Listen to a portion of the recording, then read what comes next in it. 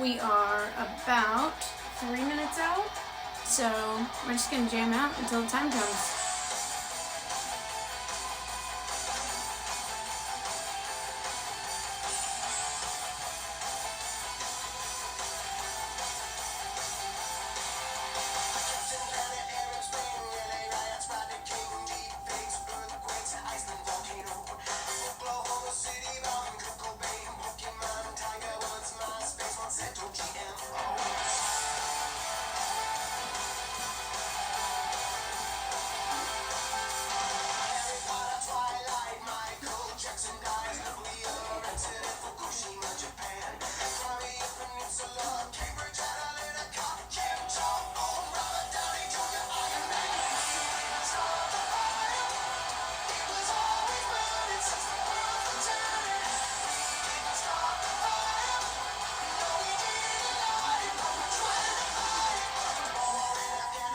Let's go.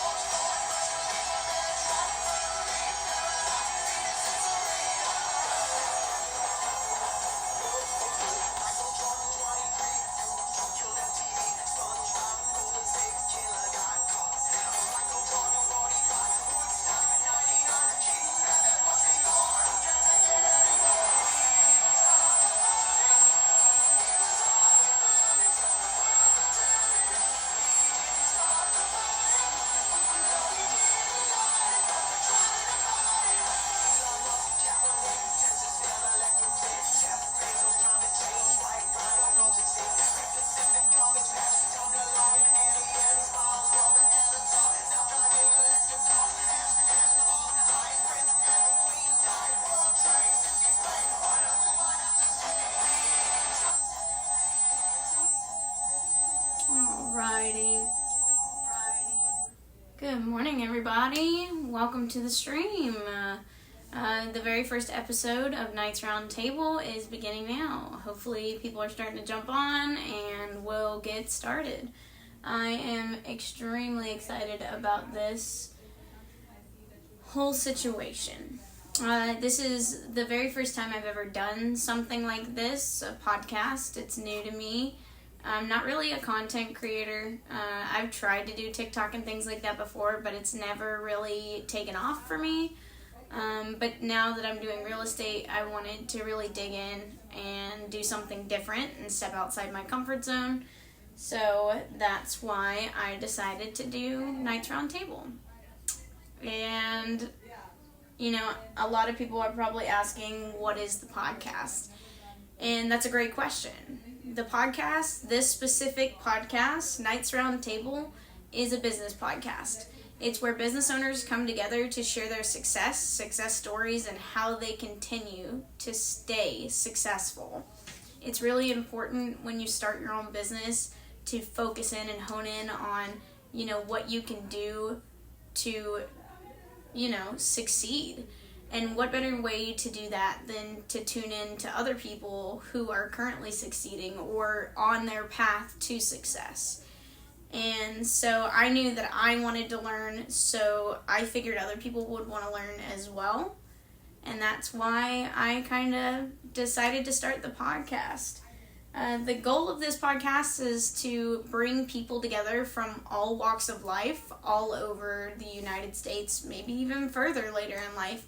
But for now, just giving people the opportunity to have their voice heard about what they do, what their business does, and how they impact people.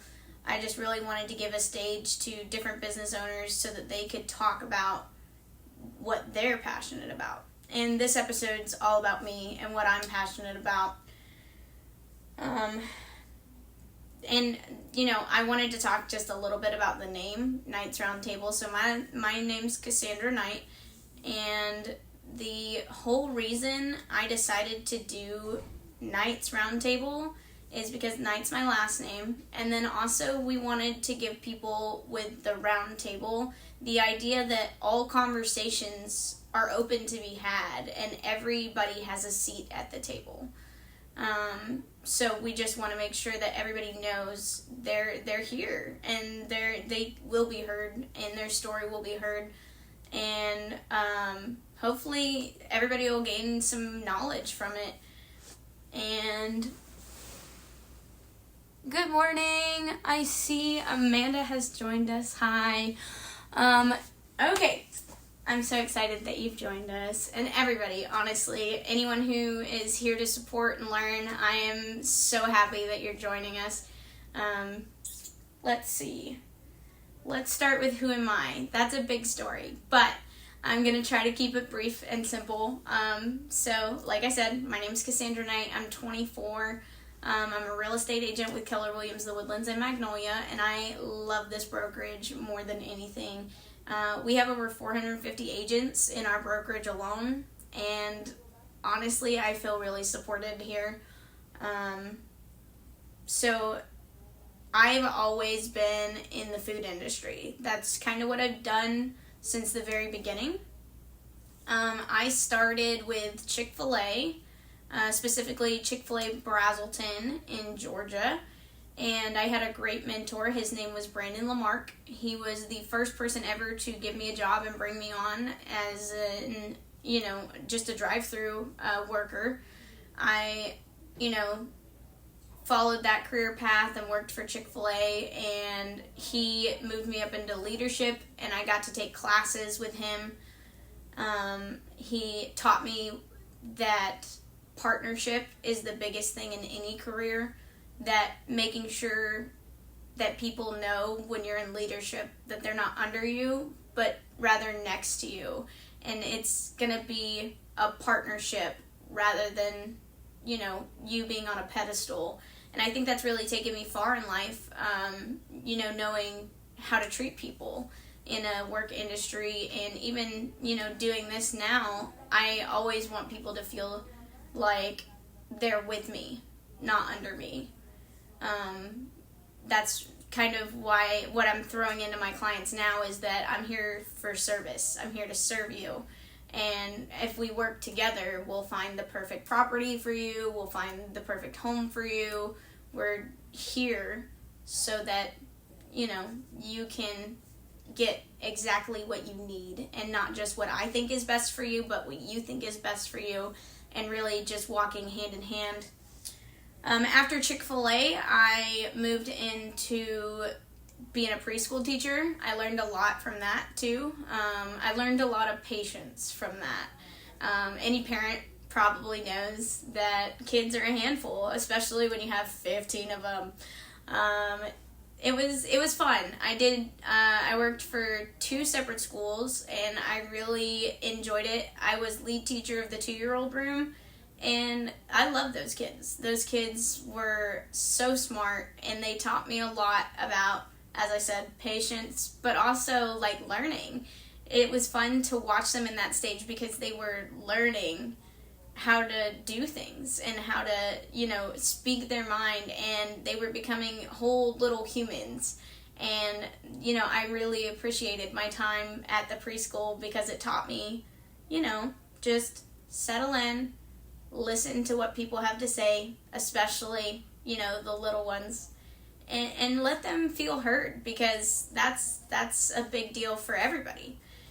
And after preschool, I went back to Chick-fil-A, and I worked for Chick-fil-A Cumming, and I was the director of culture there. And basically what I did was I was the buffer between the staff and the owner, and I helped resolve issues and make sure that everybody was taken care of, that all priorities stayed priorities, and, any events I helped plan. I got to be friends with the cow quite often which is always a treat to get to, hold hands with the Chick-fil-A cow and see how people get so excited about him.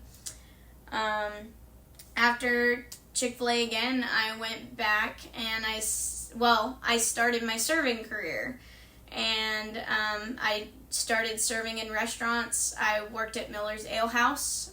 It was a really great experience.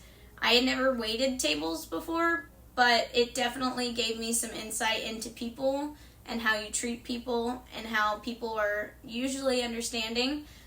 Within that first year, I probably made a lot of mistakes, but I also made a lot of regulars because I was honest.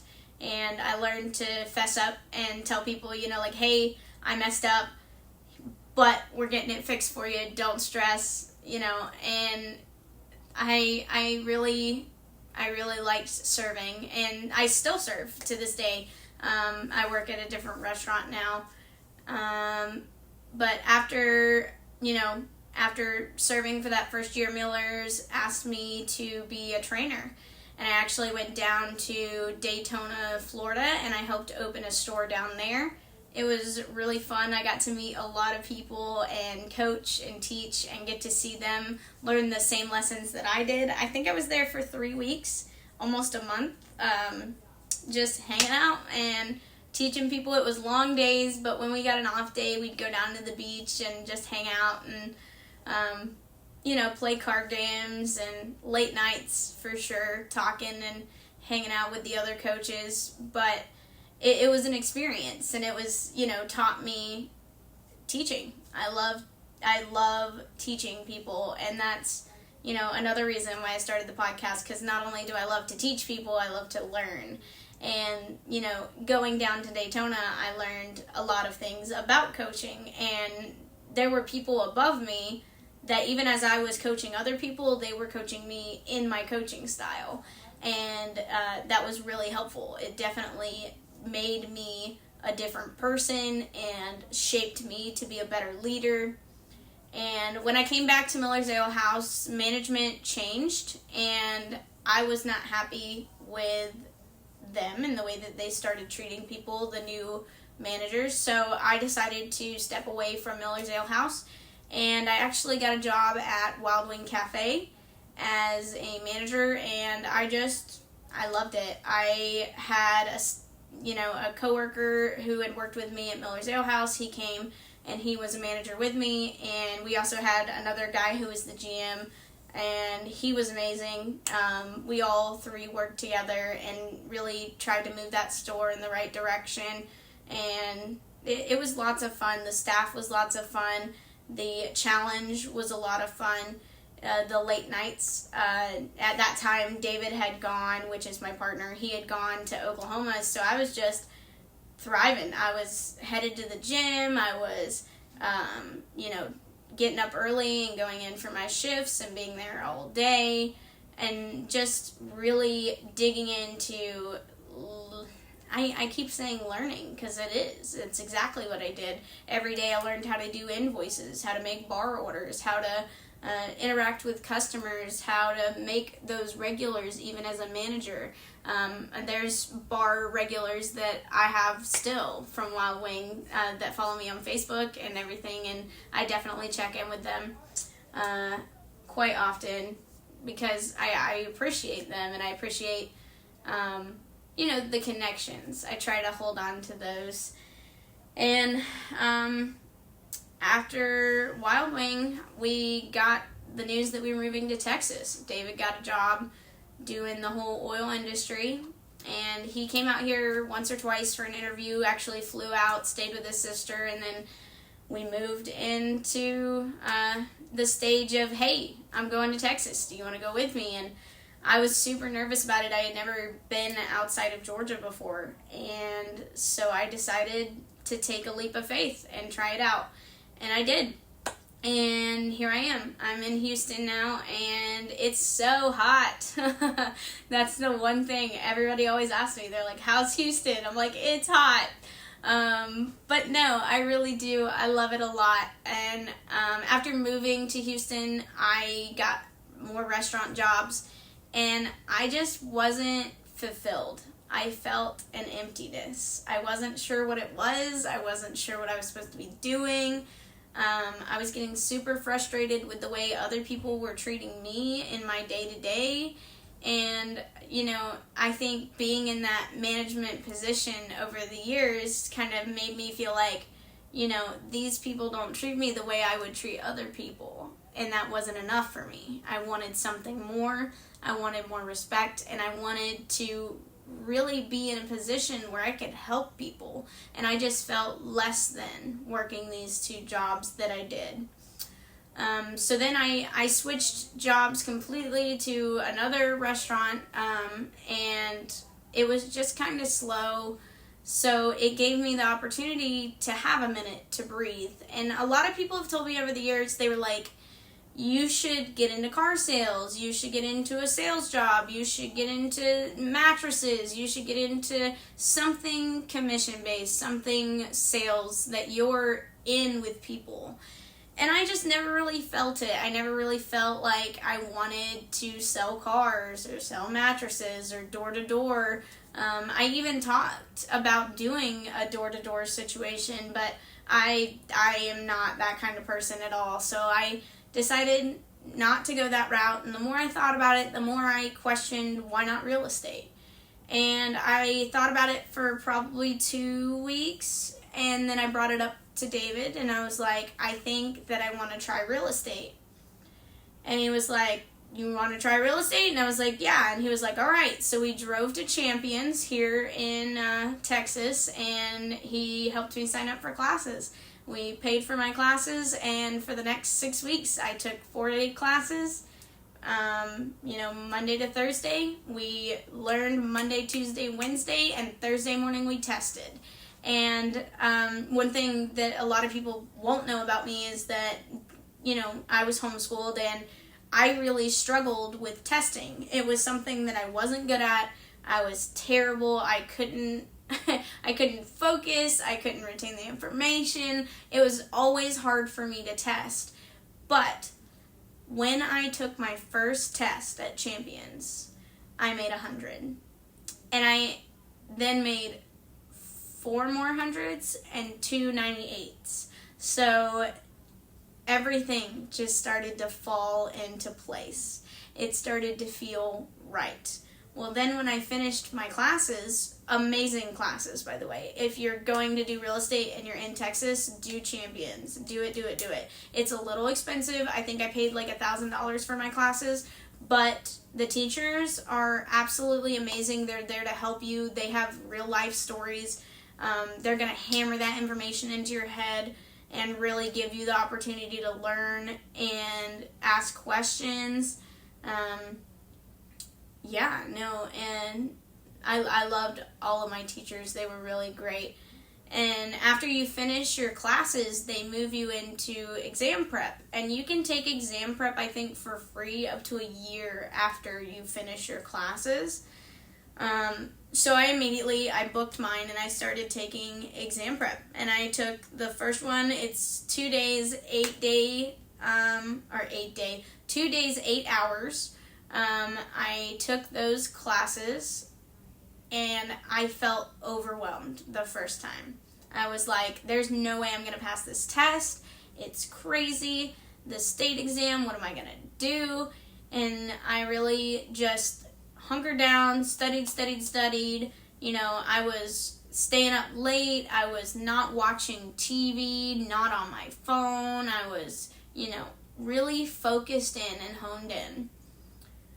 And then I took the second exam prep a week later, and I was approved for my test earlier that week. And so I went and I sat through the first day, and then I sat through half of the second day and went to lunch with one of my friends, and I said, I think I'm ready.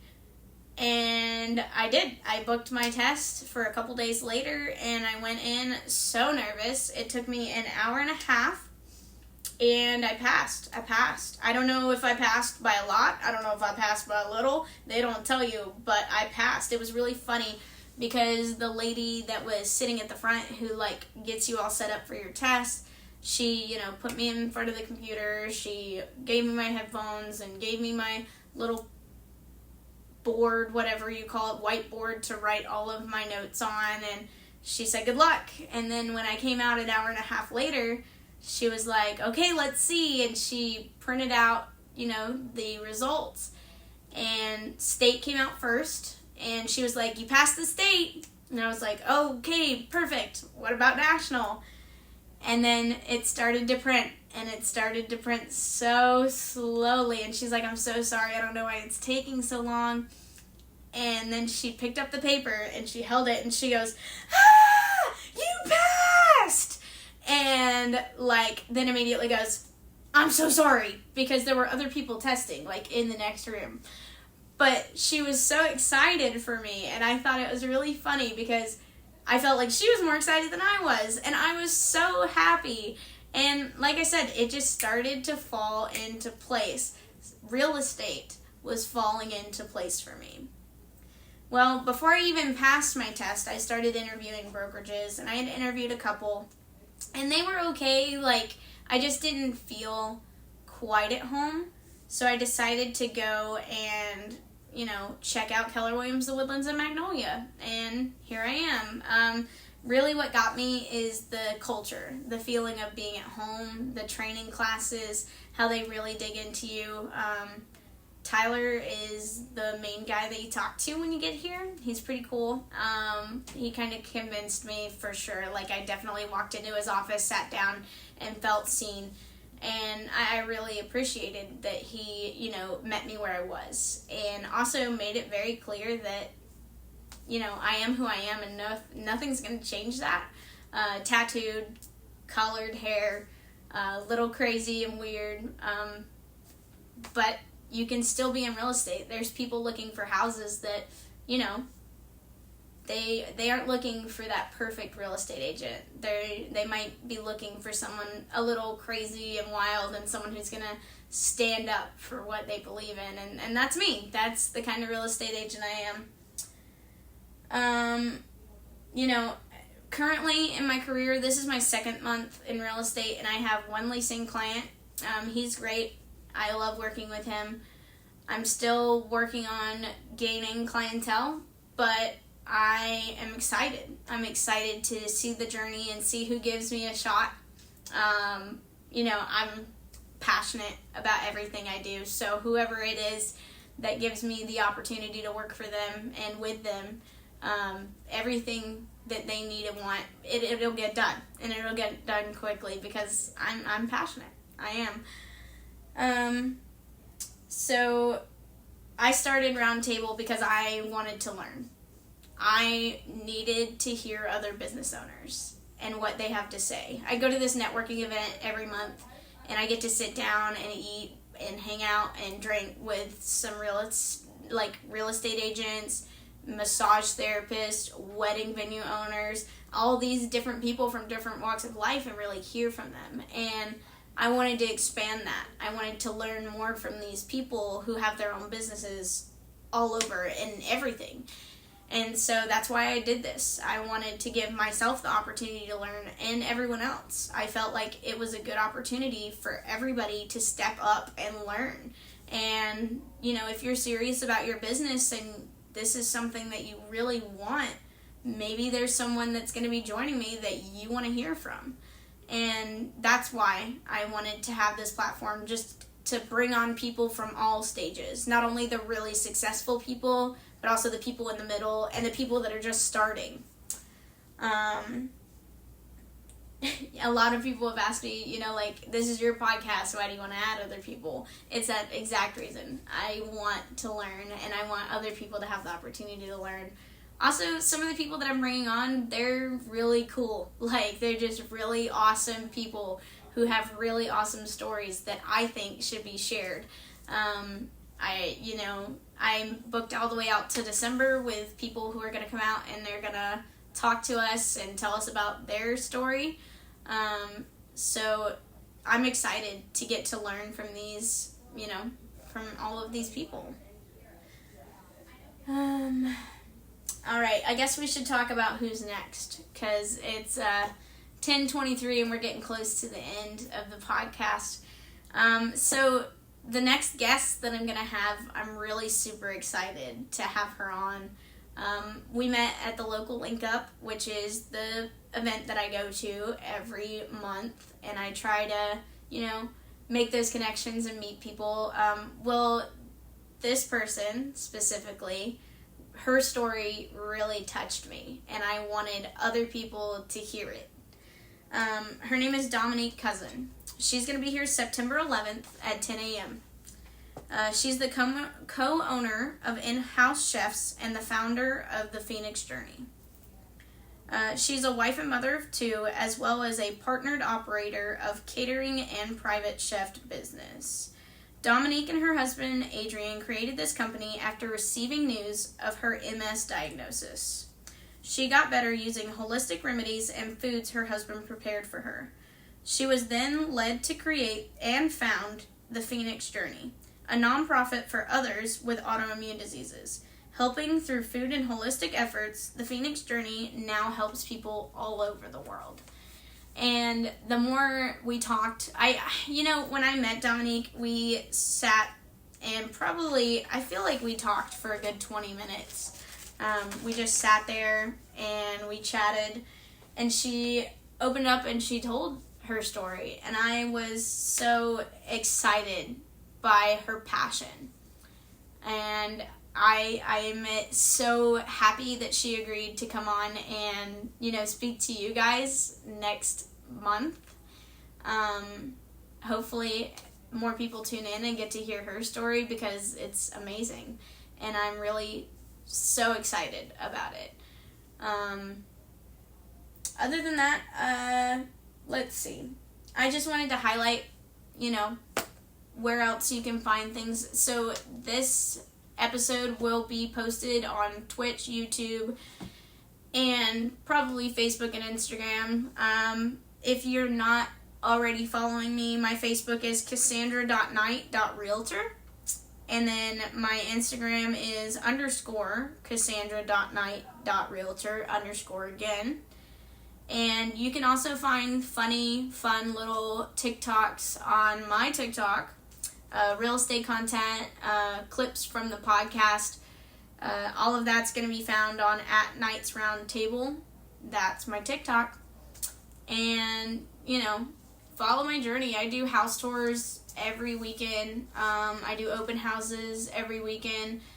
Unless I'm traveling. I do travel a little bit. So, but I'll be here if anyone ever wants to talk, or if you have any questions, let me know. You can message me on any of those, and, reach out to me. You can message in the chat and I'll answer. If there's somebody you want to see specifically, or someone you want to hear from, or a specific question you want answered, or even a specific genre of business that you would like to see on the podcast, throw it out there. I would love to see what you guys are really looking for, because that's why we're here. We're here to learn. And if I can present you an opportunity that you have not gotten yet, let me be that avenue. Because like I said, I have over 450 agents here and a lot of connections outside of here. So whatever you're wanting to see, let me know. I'm excited. I can't even speak. There's so much that we can learn from other people, and given this opportunity to step in front of an audience at all, whether it be one person or 3,000 people, is just amazing. I never would have thought that I could be a voice of influence, and now I'm stepping out of my comfort zone and really getting into it and digging into it. You can follow my journey, you can follow my career and see what happens. And a lot of people who get into real estate, they don't make it very far because they give up. And I'm not going to give up. I'm going to keep rolling until I'm successful. And, I didn't even talk about that. My mantra was something I was going to chat with you guys about. My mantra since I've started real estate is I will be successful, and I do not have time for negativity. And, there's been some people who have stepped up and they've said things that are just don't say that. But that's where my mantra came in, and it was really, you don't have time for this because you're going to be successful, and you don't have time for negativity. And I really hammer that into my own head because I don't have time for negativity, and I don't have time for negativity from myself. I always treat everyone with kindness in the way that I want to be treated simply because of that. All right, well, that's the end of the podcast. Thanks for joining me on Knights Round Table. Hopefully, I'll see you guys soon.